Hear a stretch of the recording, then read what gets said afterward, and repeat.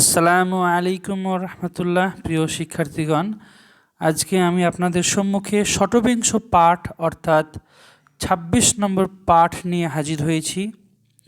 সকল প্রশংসা আল্লাহ রাব্বুল আলামিনের জন্য। তার প্রশংসা নিবেদনে সংক্ষেপে আমরা বলি আলহামদুলিল্লাহ। তারপরে তারই প্রেরিত শেষ রসুলের উপর দরুদ সালাম বর্ষিত হোক।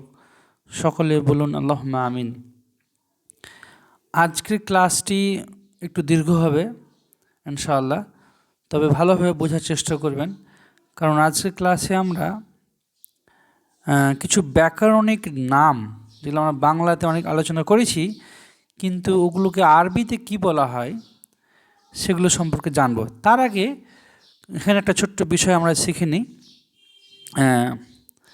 সাধারণ প্রশ্ন এবং বিশেষ প্রশ্ন। এখানে খেয়াল করে দেখুন, দরজাটা কি খোলা, এটা সাধারণ প্রশ্ন। কারণ বিশেষ প্রশ্নতে কী হয়, দরজা কি খোলা নাকি বন্ধ, এই ধরনের প্রশ্ন, তাই না? দরজাটি কি খোলা, এখানে দরজা খোলা এমনটা বলা হয়নি, দরজাটি কি খোলা নির্দিষ্ট করা হয়েছে। তো দরজা আরবি হলো বাবুন, আর দরজাটি আল বাবু। এবার দেখেন, এই কি এর এমন ধরনের কি এটা যেটার উত্তর হ্যাঁ কিংবা না দিতে পারি। একটা মা মানে হয় কি, আর একটা হাল মানে হয় কি, তাই না? হাল মানে কি এর উত্তরগুলো আমরা হ্যাঁ কিংবা নাই দিতে পারি, নাম অথবা লা বলতে পারি, তাই না? আর মা মানে কি এটার উত্তর আমরা একটা শব্দে বা একটা বাক্যে দিই। এনিওয়ে, এখানে দেখেন দরজাটি কি খোলা, এই প্রশ্ন যদি আপনাকে কেউ করা হয় তো আপনি কিসে উত্তর দেবেন?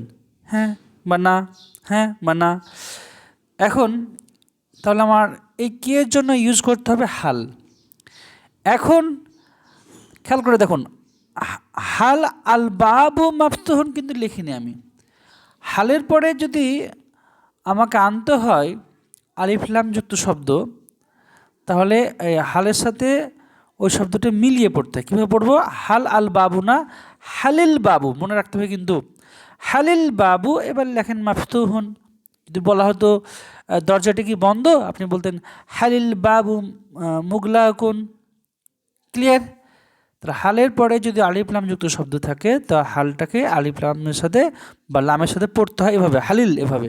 তো হালিল বাবু মাফতুহুন, দরজাটা কি খোলা, এখানে উত্তর দেওয়ার চেষ্টা করেছি। নাম, হ্যাঁ, আল বাবু মাফতুহুন, হ্যাঁ দরজাটি খোলা। বা এভাবে বলতে পারেন হুয়া মাফতুহুন, সেটা খোলা। হুয়া এইটা ইউজ করা হলো বাবুনের দিকে তাকিয়ে, কারণ বাবুনটা হলো মুজাক্কার শব্দ। তো মুজাক্কার শব্দের জন্য আমরা হুয়া ব্যবহার করি। বা আপনি এখানে হাজাও বলতে পারতেন, হাজা মাফতুহুন, হ্যাঁ এটা খোলা। ওকে, মুয়ান্নাস হলে আপনি বলতে হাজিহি বলতেন বা হিয়া বলতেন, সবটাই চলতো। আচ্ছা, এরপরে আমরা বিশেষ প্রশ্নের দিকে আসি, এটা খুব ভালোভাবে বুঝবেন। বিশেষ প্রশ্ন হলো এই যে, দেখেন প্রশ্নটা করলাম এভাবে, আগে বোঝার চেষ্টা করুন যে দরজাটি কি খোলা নাকি বন্ধ। দেখেন, দরজা খোলা না বন্ধ এভাবে বলিনি কিন্তু আমি। একটি দরজা খোলা না বন্ধ এমনটা বলিনি, দরজাটি কি খোলা না বন্ধ। তো আমি এটা পড়ি, দেখেন আ মাফতুহুন আল বাবু আম মুগলাকুন, এটা যদি পড়ি তো আমার ভুল হয়ে যায়। কীভাবে ভুল হয়ে যাবে? লিখার সময় তো আপনি লিখবেন আ মাফতুহুন আল বাবু আম মুগলাকুন, কিন্তু পড়ার নিয়ম হলে এভাবে, যদি এভাবে মাঝে বিশেষ প্রশ্নে আলযুক্ত শব্দ আসে, তার আগে যেটা থাকে ওইটার সাথে এভাবে পড়তে হয়। এই হুন, দেখেন মাফতু হুনের হুন, হাদ অফিস হুন। আচ্ছা, হুন মানে কি আসলে এইভাবে হুন ছিল, হ্যাঁ উচ্চারণটা, তাই না? ওই হুন আর এই হুন উচ্চারণটা কাছাকাছি একই না? তো এটা এভাবে পড়বেন যে আ মাফতু হুনিল বাবু আম্মুগলাকুন।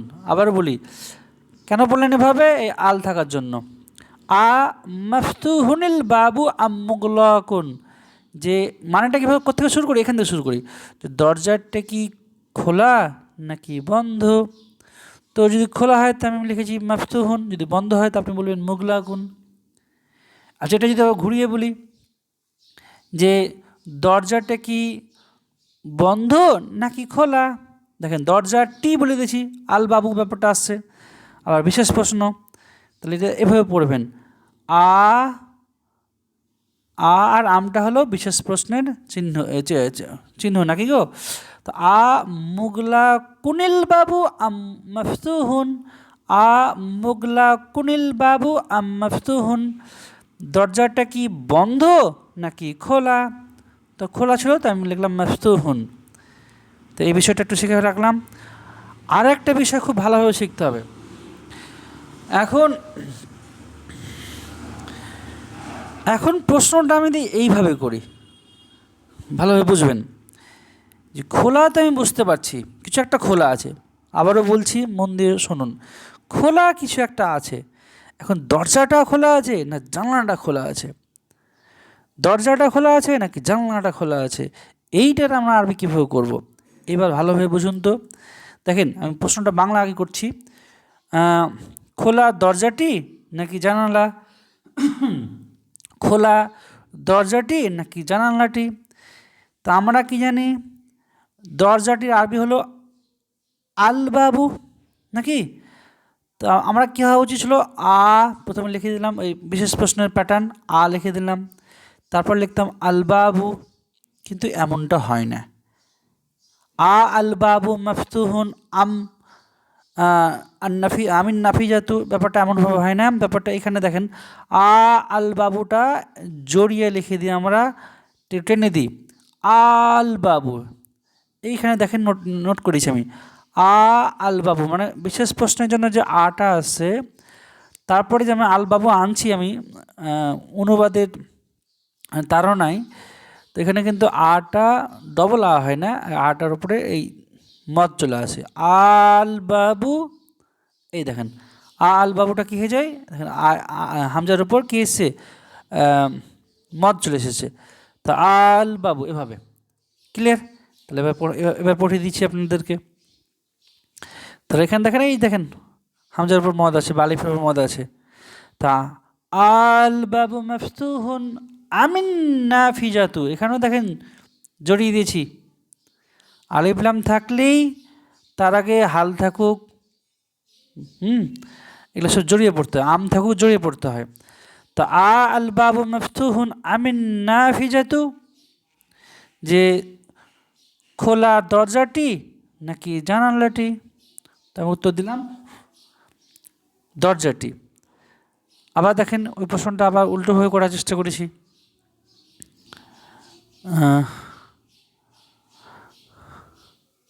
এখানে আমার ওয়ার্ডটা লিখাই হয়নি, এখানে মাফতুহুন শব্দটা ছুটে গেছে।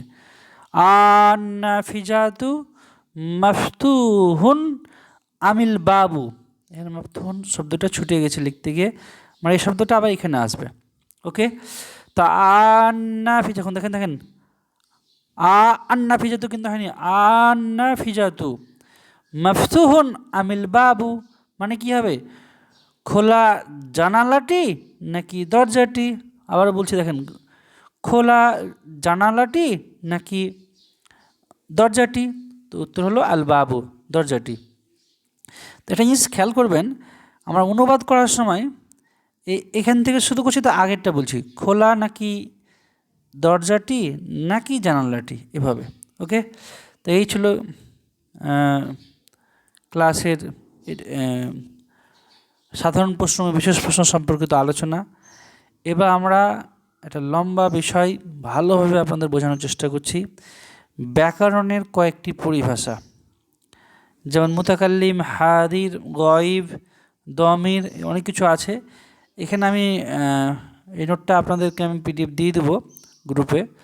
তবে এখান থেকে আমি বোঝানোর চেষ্টা করছি না, আমি একদম প্রত্যেকটা বিষয় উদাহরণ ধরে ধরে বোঝানোর চেষ্টা করছি।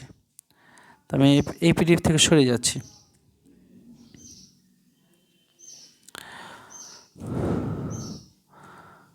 প্রত্যেকটা বিষয়ের আমি কিন্তু সংজ্ঞা লিখে রেখেছি, ওখান থেকে আপনারা পড়বেন। এখানে আমি কিন্তু সংজ্ঞাটা আলোচনা করব এবং উদাহরণ দিয়ে বোঝানোর চেষ্টা করব। আচ্ছা, বিসমিল্লাহ।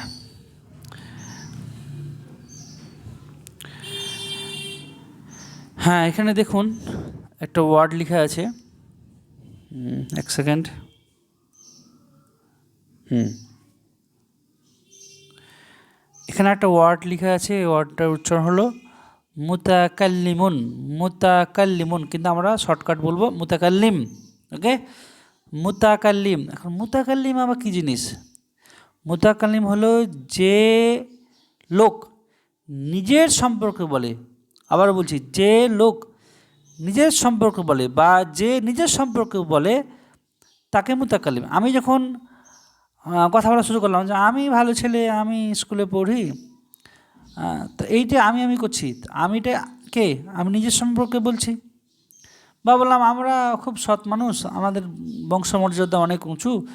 এই যে আমি বা আমরা, এই শব্দগুলোকে আমরা বলি মুতাকাল্লিম। মানে যে লোক বা যে ব্যক্তি নিজের সম্পর্কে বলে ওই শব্দগুলোকে আমরা বলছি মুতাকাল্লিম।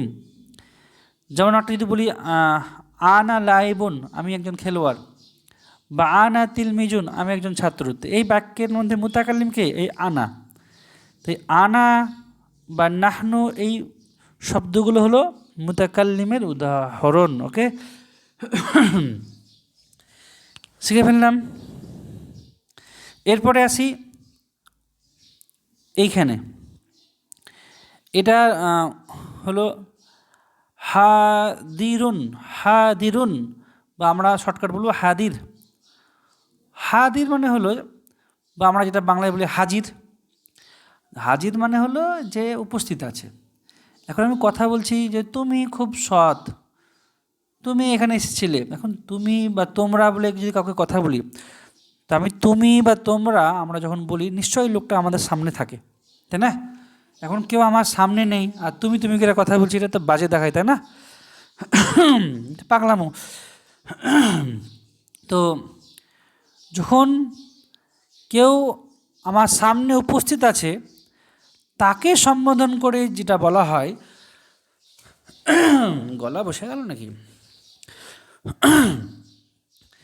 আমার সামনে উপস্থিত আছে এমন কাউকে যদি সম্বোধন করে কিছু বলা হয়, তো ওই যাকে আমি সম্বোধন করছি সেই লোকটা বা সেই শব্দটা হবে হাদির। ওকে, যেমন তুমি ভালো, ঠিক আছে, আন্তা জাইয়েদুন। বা আমি একটা মেয়ে ছেলেকে যদি বলি আন্তি জাইয়েদাতুন, তুমি ভালো। বা তুমি একজন ছাত্র, আন্তা তিলমিজুন, তো এই যে আন্তা তুমি বা তোমরা, হ্যাঁ, এই যখন এগুলো বলি তখন যখন যখন আমি তুমি বলি বা তোমরা বলি, তো নিশ্চয়ই ওরা সামনে থাকে। এখন কেউ সামনে কেউ নেই, আপনি বলছেন তুমি এখানে এলে কেন, তুমি কি করো, এটা বাজে দেখায় না? তো হাদির হলো যে আপনার সামনে উপস্থিত আছে তাকে সম্বোধন করে যেটা বলছেন, এই আন্তা, আন্তি, আন্তুম, আন্তুন্না, এই ধরনের শব্দগুলোকে আমরা বলছি হাদির। ওকে, ভয় পাওয়ার কিছু নাই, প্রত্যেকটা বিষয়েরই আমি সংজ্ঞা নোট করে রেখেছি, মানে কাকে বলে এটা আমি সুন্দর করে লিখে রেখেছি। তারপরেও এখানে উদাহরণ আলোচনা করছি, তারপর আরেকটা আমি পিডিএফ পাঠানোর চেষ্টা করব যেটাতে সংজ্ঞা এবং উদাহরণ দুটোই থাকবে। আচ্ছা, তারপর আসি গয়বুন, বা আমরা শর্টকাট বলবো গয়ব। গয়ব হলো যে আপনার সামনে নেই। আমি কথা বলছি তো বললাম যে সে একজন ভালো ছাত্রী ছিল, তো এভাবে যখন কথা বলি তো সে ওই সেটা কিন্তু এখানে আমার কাছে নেই, মানে অনুপস্থিত। তো অনুপস্থিত যার সম্পর্কে বলা হয় সেইটা হলো আমার গয়ব। যেমন হুয়া, হুয়া মানে কী করছে, মেয়ে ছেলের ক্ষেত্রে হিয়া বলি। হুম মানে হলো তারা। এই হুয়া, হিয়া, হুম এই ধরনের শব্দগুলো হবে আমার গয়ব। আমি যেন বললাম হিয়া হিয়া মুরাতুন জামিলাতুন, হিয়া মুরাতুন জামিলাতুন, যে সে একজন সুন্দর মহিলা। হ্যাঁ, বা হুয়া রাজুলুন তাইয়িবুন, সে একজন উত্তম লোক। তো সে যে বললাম, এই সে তো আর এখানে উপস্থিত নেই, তিনি অনুপস্থিত। তো অনুপস্থিত যার সম্পর্কে আমরা বলি সে ওই লোকটা বা ওই লোকটার জন্য ব্যবহৃত শব্দ হুয়া, হিয়া, হোম এগুলো হলো গয়ব। বুঝতে পারলাম? ভিডিও আজ অনেক বড় হবে, শুনতে হবে। এরপরে আমরা আসি দমিরুন, একটু মিটিয়ে দিই আমি।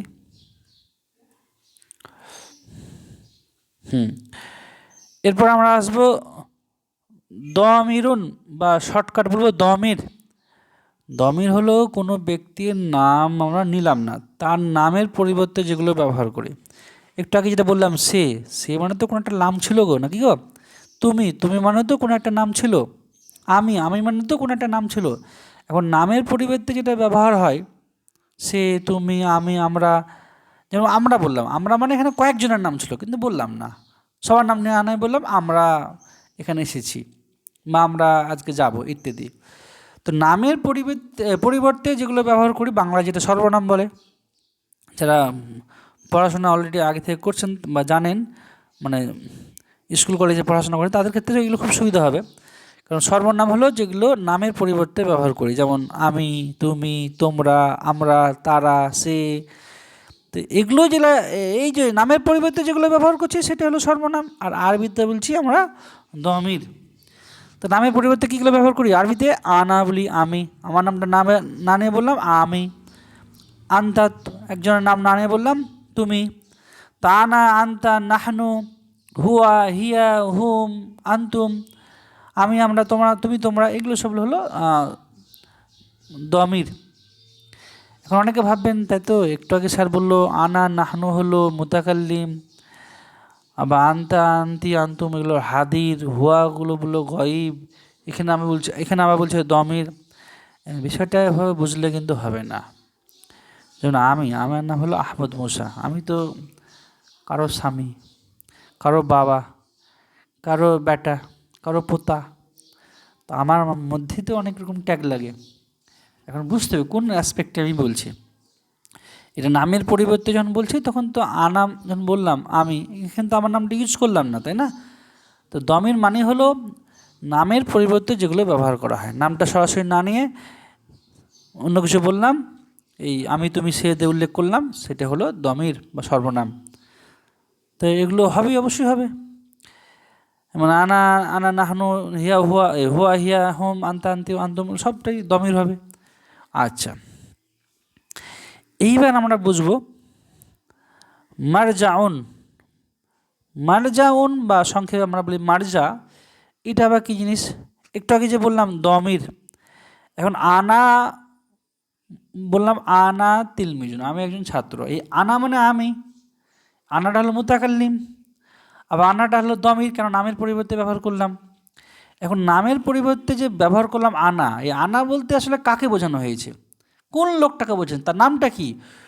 ওই যে নাম বা দমির যাকে বোঝায় সে লোকটার নাম বা সে লোকটাই হলো মারজা। দেখেন আমি উদাহরণ দিচ্ছি, দেখেন রশিদুন তিলমিজুন, রাশেদ একজন ছাত্র। ওয়া হুয়া জাকিউন, এবং তিনি হলেন মেধাবী বা সে হলো মেধাবী। ভালোভাবে একটা খেয়াল করুন। তো এইখানে দেখেন রাশেদ একজন ছাত্র এবং সে হলো মেধাবী।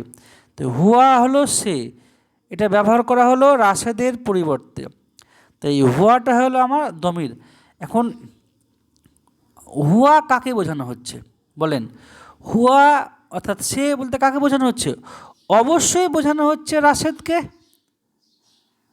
তাহলে এখানে বলা হবে এই হুয়া, এই যে দমির ছিল, এই দমিরের মার্জা হলো বা কাকে বোঝানো হচ্ছে, এটা হলো রাশেদ। তাহলে এখানে হুয়া এর মার্জা হবে রাশেদ, হুয়া দমিরের মার্জা হবে রাশেদ। আচ্ছা, চেখে ফেললাম। এরপর আমরা আসি নাকিরাতুন। নাকিরাতুন আর মারিফাতুন, এই দুটো আমরা সংক্ষেপে আমরা এভাবে বলি নাকেরা মারেফা। কীভাবে বললাম এটা বলবো নাকেরা, এটা বলবো মারিফা। আচ্ছা, নাকেরা মারিফা একদম সহজ। এখন কোনো নির্দিষ্ট করলাম না, এমনি বলে দিলাম একটা গাছ, একটা পাখি, একটা আপেল, বা হয়তো একটা বাড়ি। বাইতুন বললাম মানে একটা বাড়ি। কলমুন, একটা কলম। এখন কোন কলমটা সেটা তো নির্দিষ্ট করলাম না। এখন নির্দিষ্ট যদি না করি, অর্থাৎ অনির্দিষ্ট শব্দকে যদি বোঝায়, তখন সেটা হয়ে যাবে আমার নাকেরা। যেমন দেখেন কলামুন, এটা মানে কি একটা কলম। এখন কোন কলমটা সাথে বলতে পারছি না, এই কলমটা কি, কলমটি, এটা স্পষ্ট হচ্ছে না। তো মসজিদুন মানে একটা মসজিদ, সেটা আমাদের গ্রামের মসজিদ হতে পারে, মক্কা মদিনার মসজিদ হতে পারে, তাই না? তাহলে এই শব্দগুলো নাকেরা চেনার ভালো উপায় হলো শেষে দুটা পেজ থাকে। শেষে কি থাকে গো? দুইটা পেজ থাকে। যেমন লিখলাম বাইতুন, একটা বাড়ি। কোন বাড়িটা এখন তো আপনার বাড়ি কি আমার বাড়ি সেটা তো স্পষ্ট হচ্ছে না, তো এটা হলো নাকেরা। আর যখন স্পষ্ট করে দেবো আমরা, যেমন আল কলামু, কলমটি, কলমটি বললাম, তোমার নিশ্চয়ই কলমের সাথে আমার পূর্ব পরিচিত আছে। তো আমি কলমটি বললাম না, যে কোনো কলম না, একটা স্পষ্ট নির্দিষ্ট করে একটা কলম বললাম আমি। তো মারিফাটা ব্যাপার হলো নির্দিষ্টকরণ করা। আল মসজিদু, মসজিদটি, এই এখানে চেনার উপায় হলো যে শেষে বাংলাতে ওই টা টি খানা এগুলো অ্যাড হয়ে যায়। ঠিক আছে? তা আমি যদি এটা বলি, বলেন তো এটা কী হবে? আল বাবু, এটা মানে কি দরজা, একটি দরজা না দরজাটি? দরজাটি মানে নির্দিষ্ট করে কোনো দরজা বোঝাচ্ছি আমি। তো এটা হয়ে যাবে আমার মারিফা। আর যদি বলতাম বাবুন, একটি দরজা, তখন হয়ে যেত নাকেরা। ওকে, শিখে ফেললাম। আচ্ছা, এক সেকেন্ড। এবার শিখব মাউসুফ এবং সিফাত। এবার শিখব মাউসুফুন এবং সিফাত। ওকে,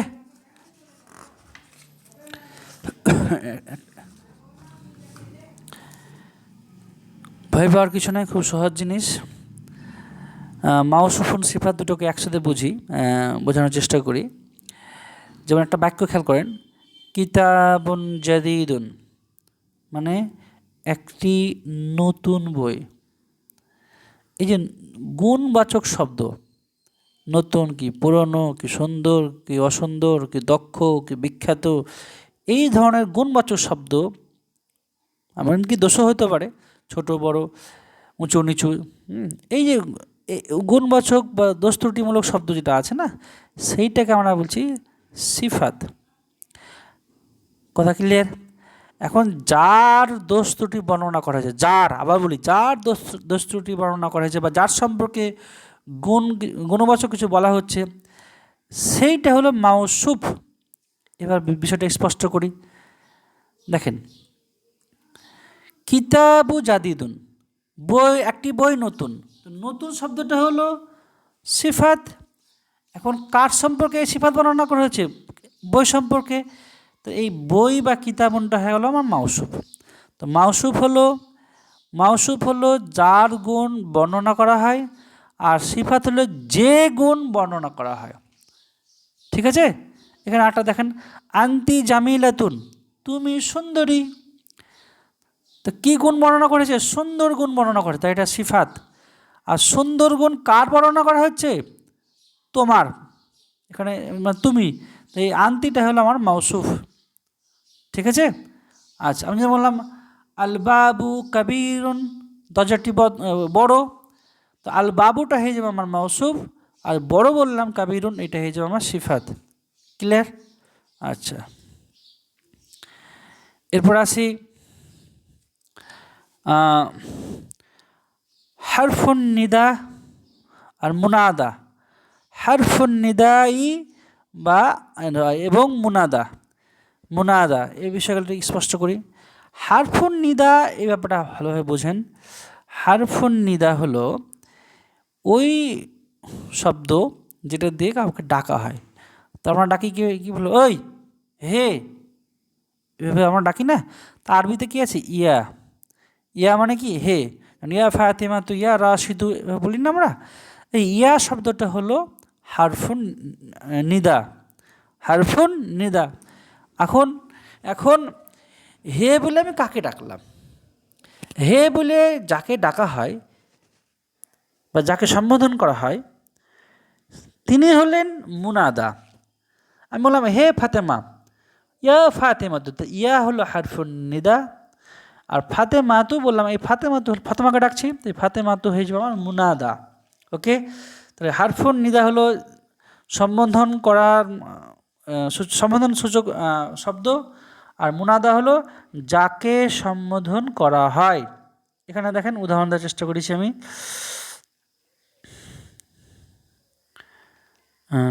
ইয়া রশিদু, হে রাশেদ। তো ইয়াটা হলো হারফুন নিদা, আর এই দেখেন রশিদুন বা রশিদু, এইটা হলো মুনাদা।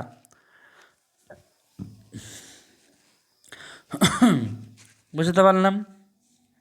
আচ্ছা, এরপরে আমরা আসি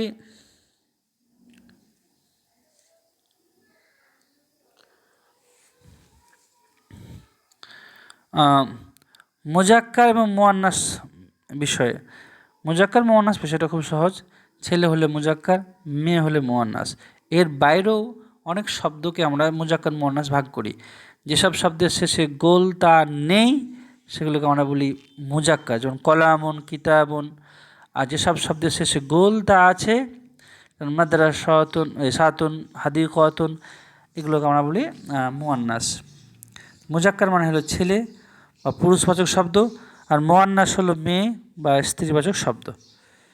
আর গোলতা বিশিষ্ট শব্দ হলো মুয়ান্নাস, গোলতা বিহীন শব্দ হলো মুজাক্কার। ওকে, এরপর আমরা শিখব এইখানে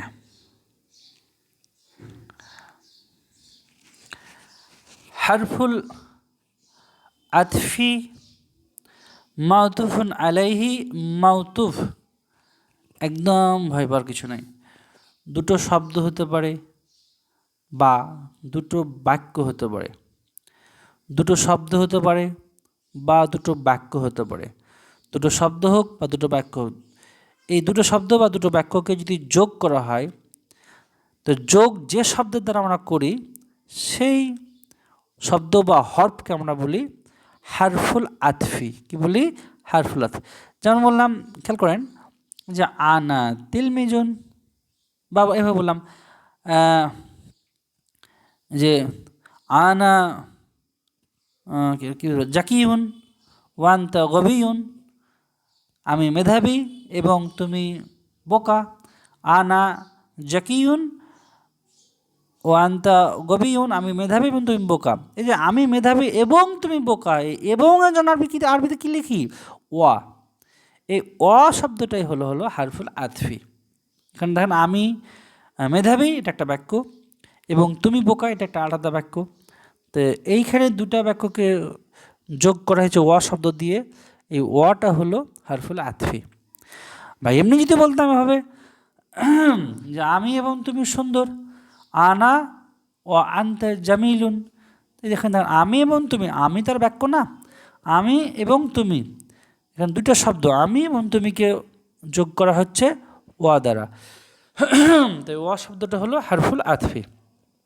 ওকে, এখন এরপরে একটু বুঝবো আমরা যে হারফুল আতফির আগের অংশটাকে বলবো মাউতুফুন আলাই এবং পরের অংশটাকে বলবো মাউতুফ।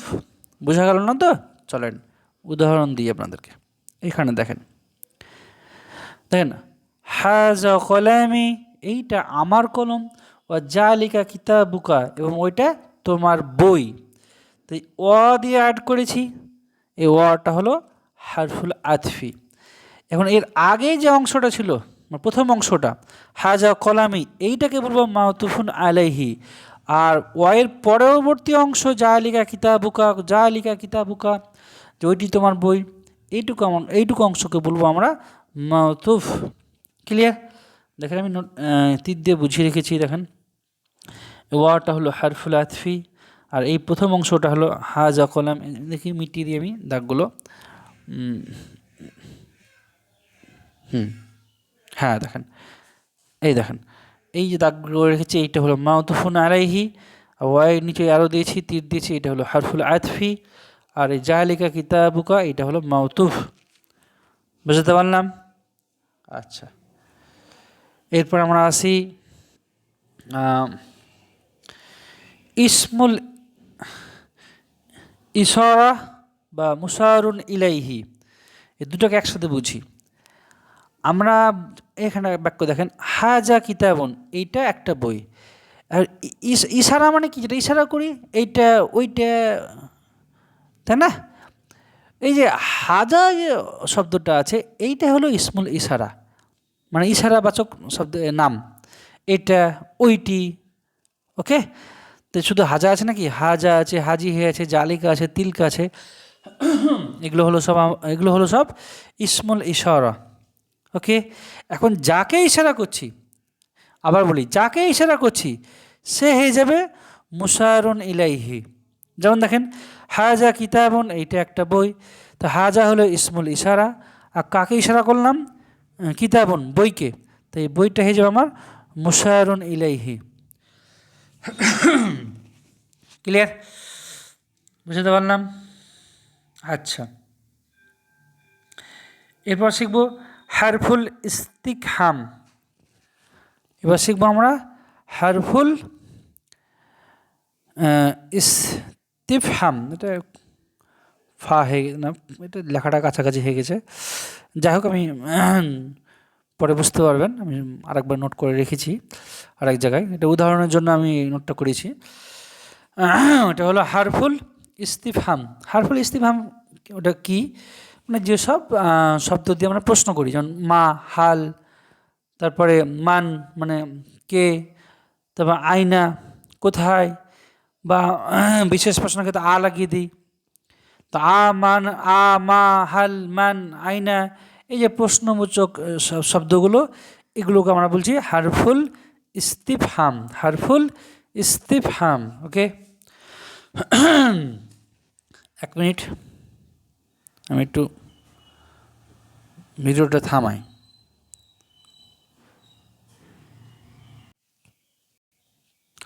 হ্যাঁ, এরপর আমরা শিখব,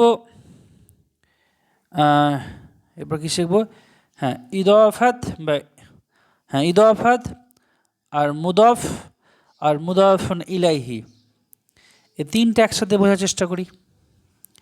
আচ্ছা, একটা উদাহরণ দিন, ভালোভাবে বুঝবেন। যেমন লিখলাম কিতাবুকা, কিতাবুকা মানে হলো তোমার বই। তো প্রথমে আমরা এই যে বাংলা দুটি শব্দের মাঝখানে যখন র চলে আসে না, যেমন রাশেদের বই, ফাতেমার গয়না, তো দুটি শব্দের মাঝে যখন র চলে আসে না, এই ঘটনাটাকে বলা হয় ইদাফাত। র চলে আসার ঘটনাটাকে বলা হচ্ছে ইদাফাত। ক্লিয়ার? এখন তোমার বই কিতাবুকা, তো র চলে এলো, ঠিক আছে, ঘটনা হলো ইদাফাত। এখন ইদাফাতের দুটো অংশ আছে, র এর একটা আগের অংশ আছে, একটা পরের অংশ আছে। এখন আগের অংশটাকে আমরা বলবো মুদাফ। কি বলবো? মুদাফ।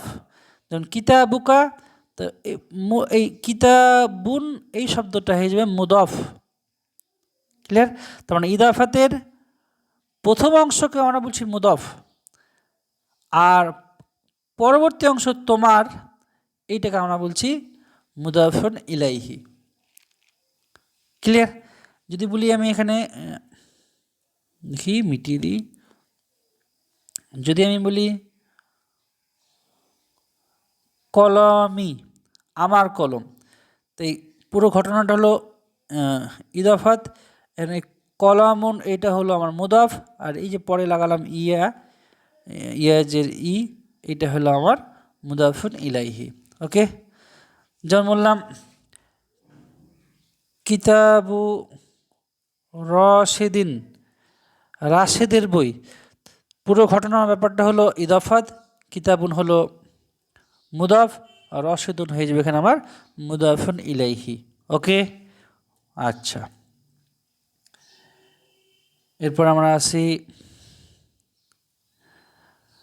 এরপর আসি মুবতাদা খবর।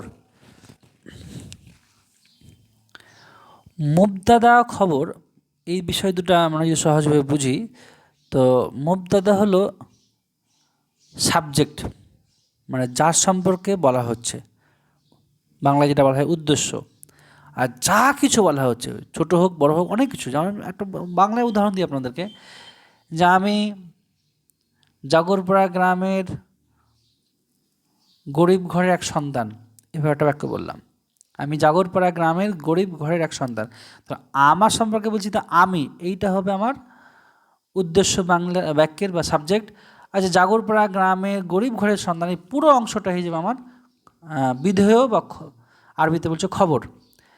তো মুবতাদা হলো, আপনাদের স্পষ্ট করে দিই, মুবতাদা এইটা হবে আপনার যে যার সম্পর্কে কিছু বলা হয় সেটা হলো মুবতাদা। আর যা কিছু বলে, এখানে একটা শব্দ না, অনেক কটা শব্দ হতে পারে, ঠিক আছে? তো যা কিছু বলা হচ্ছে সেটুকু হলো খবর, বাংলায় বলা হয় বিধেয়। এখানে দেখেন আল কিতাবু জাদিদুন, বইটি নতুন। তো কার সম্পর্কে বলা হচ্ছে? বইটি সম্পর্কে। তো বইটি হয়ে যাবে আমার মুবতাদা। আর কী বলা হচ্ছে, কী কী খবর, কী খবর দেওয়া আছে? তো জাদিদুন বলা আছে। তাহলে এটা হয়ে যাবে আমার খবর, ঠিক আছে? এখানে এটা যদি আমি বলতাম আল কিতাবু জাদিদুন জিদ্দান, বইটি অনেক নতুন, বা আল কিতাবু জামিলুন জিদ্দান, বইটি অনেক সুন্দর। তো আল কিতাবু হয়ে যাবে আমার মুবতাদা, আর জামিলুন জিদ্দান সব বাকি অংশটুকু হয়ে যাবে আমার খবর। ক্লিয়ার? আর মুবতাদা যোগ খবর এই দুটা মিললে হয় আমার একটা পরিপূর্ণ বাক্য। এই পরিপূর্ণ বাক্যকে আমরা বলবো জুমলা।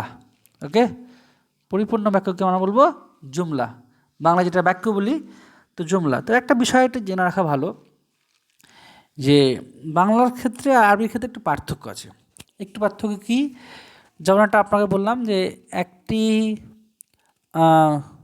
সুন্দর মসজিদ, এটা কিন্তু বাংলাতে বাক্য হয়ে যায়, কিন্তু আরবিতে বলে এটা বাক্য হলো না। একটি সুন্দর মসজিদ, কোন সুন্দর মসজিদের কথা বলছো তুমি, স্পষ্ট হচ্ছে না, তাই এটাকে আমরা জুমলা বলবো না, এটাকে আমরা বলবো অপূর্ণ কথা। দেখেন এখানে লিখে রেখেছি মসজিদুন জামিলুন, মসজিদটি সুন্দর, এটা কিন্তু মানে হচ্ছে কি না, এটা মানে হলো একটি মসজিদ সুন্দর বা একটি সুন্দর মসজিদ। কোন মসজিদে সুন্দর কথা বলছি এটা তো স্পষ্ট হচ্ছে না, তো এটাকে আমরা জুমলা বলবো না, অপূর্ণ কথা বলবো, পূর্ণ কথা বলবো না। কিন্তু যদি বলি যে হাজা মসজিদুন জামিলুন, এই মসজিদটি সুন্দর বা এটি একটি সুন্দর মসজিদ, এবার কিন্তু কোন মসজিদের কথা বলা হচ্ছে স্পষ্ট হয়ে গেল যে এইটি মানে কাছে কোনো একটা মসজিদের কথা বলা হচ্ছে, এটি একটি সুন্দর মসজিদ। তো এটি একটা সুন্দর মসজিদ, এটা কিন্তু পূর্ণ কথা হয়ে যাবে, এই পুরোটা হয়ে যাবে আমার জামিলাতুন হয়ে যাবে বা জুমলা হয়ে যাবে। জামিলাতুন কথাটা ভুল বললাম, জুমলা হয়ে যাবে। ওকে, কারণ এটা পূর্ণ বাক্য হয়ে যাবে বা পূর্ণ কথা হয়ে যাবে। তো আমার এই যে এটা একটা সুন্দর মসজিদ, তো এই হাজারটা হয়ে যাবে আমার মুবতাদা, আর বাকি যতটুকু আছে ওটা হয়ে যাবে আমার খবর। হাজারটার আরটা কি নাম বললাম? ইসমুল ইশারা। মসজিদুন জামিলুন বললেন, কোনটা মাউসুফ কোনটা সিফাত? মসজিদুন হলো মাউসুফ, মানে যার গুণ বর্ণনা করা হচ্ছে, আর জামিলুন হলো সিফাত। আচ্ছা, ক্লাস কিন্তু খুব ভয়ঙ্কর হচ্ছে আপনাদের জন্য, সময় নিয়ে পড়তে হবে। তবে আমি প্রত্যেকটা সংজ্ঞা পাঠাবো, আর যে উদাহরণ যেটা দিয়ে আমরা আপনাদেরকে উদাহরণ দিই সেটাও পাঠাবো, আর একটা পিডিএফ রেডি করব যেটাতে আপনাদের সংজ্ঞাও থাকবে, উদাহরণও থাকবে, একসাথে থাকবে। আচ্ছা, এখানে একটা বাক্য দেখেন, তো হাজাল কলামু জামিলুন, এই কলমটি সুন্দর। তো এই কলমটি এইটুকু হলো মুবতাদা, আর সুন্দর এইটুকু হলো খবর। আবার আমরা জানি হাজাটা হলো ইসমুল ইশারা, আর ইসমুল ইশারা মানে যাকে ইশারা করা হয় সেটা কি বলেছি আমরা? মুশারুন ইলাইহি। কাকে ইশারা করা হচ্ছে? এই কলমটিকে, তো এটা হলো আমার মুশারুন ইলাইহি। আবার দেখেন হাজাল কলামু, এটুকু হলো মুবতাদা, মানে এই কলম সম্পর্কে বলা হচ্ছে, কি বলা হচ্ছে? সুন্দর, এটা হলো আমার খবর। ওকে, এখানে বাক্য দেখেন আল মসজিদু জামিলুন, মসজিদটি সুন্দর, এটা কিন্তু পূর্ণ কথা। কেন? কোন মসজিদ সুন্দর স্পষ্ট হয়ে গেছে আমার কাছে, এটা মসজিদটি সুন্দর, মানে কোনো একটা মসজিদকে দেখিয়ে বা হয়তো জানাশোনা করে মসজিদের ব্যাপারে কথা হচ্ছে, এটা বললাম মসজিদটি সুন্দর, এটা কিন্তু স্পষ্ট কথা, এটা কেন অজ্ঞাত কোনো মসজিদ না, এটা জ্ঞাত মসজিদ। মসজিদটি সুন্দর, তো এটা হলো আমার জুমলা হয়ে গেল। ওকে, এখন কার সম্পর্কে বলা হয়েছে? মসজিদ সম্পর্কে। তো মসজিদ হলো মুবতাদা, কি বলা হচ্ছে? খুব সুন্দর, তো এই জামিলুনটা হয়ে যাবে আমার খবর। আচ্ছা, তাহলে ক্লাস শেষের দিকে আর কি আছে, আর কি থাকলো? হ্যাঁ, আর একটু থাকলো মুফরাদ আর মোরাক্কাব, এটা একটু ক্লিয়ার করে দিই। এতদিন যেভাবে ক্লাস করে আসছিলেন, আজকে একটু হয়তো আপনাদের চাপ হবে, কিন্তু একটু সময় নিয়ে ধীরে ধীরে বিষয়গুলো বুঝলে দেখবেন একদম সহজ জিনিস। এরপর আমরা আসবো ল্যাবজুন। ল্যাবজুন মানে মুখ থেকে, আমাদের মানুষের মুখ থেকে যেটা বেরিয়ে গেল, বেরিয়ে যাওয়ার পর ওটা কোনো মানে আছে কি নাই। যেমন বললাম হুচুং টুচুং, এই একটা ওয়ার্ড ইউজ করলাম, হুচুং টুচুং মানে কি কোনো মানে হয়?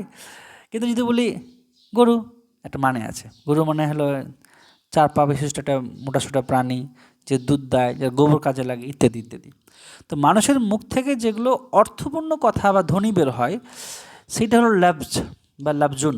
ওকে, এখন কোনো একটা কথা বললাম, ওর মধ্যে আর কিছু ওই লেছুর জোড়া নাই। যেমনটা মুখ থেকে বের করলাম বই, এর মধ্যে কোনো লেজের জোড়া নাই। বইটি টি বলে লেজের জড়ি দিইনি, বা বললাম আমার বই তোমার বই, এমন কিছু বলিনি। জাস্ট বললাম বই বা একটি বই। তো বাংলাতে ভাবছেন যে একটি কথাটা ইউজ করলাম, তো লেচু তো জড়িয়ে দিলেন, একটি বললেন, আমার বইও বললেন, কিন্তু আরবিতে তো একটি শব্দটা আসে না। আরবিতে কিতাবুন বললে বোঝা যায় একটি বই। তো এই যেমন আমরা যখন এমন একটা শব্দ যেটাকে আর ভাঙা যাবে না, ঠিক আছে, যদি ভাঙা গেলে আর অর্থ আসবে না, তো যেটা আর ভাঙা যাচ্ছে না, একক শব্দ, সেটাকে আমরা বলছি মুফরদ। ক্লিয়ার? যেমন দেখেন কিতাবুন, এখন কিতাবুনের কাপ যদি ভেঙে দেন তাবু, এর কোনো মানে হয় না। বা কিতা, এটা কোনো, এই কই গো কলম, কলম, হ্যাঁ কী হলো, কালি বেরোচ্ছে না কেন? তাহলে কলম কি গেল না? আচ্ছা ঠিক আছে, এক সেকেন্ড, সমস্যা হচ্ছে। হ্যাঁ, কিতাবুন যে ছিল, এখন এটুকু লিখলাম, কিতা লিখলাম, ওর মানে হচ্ছে না। তো এটাকে আর ভাঙলে কোনো মানে আসবে না।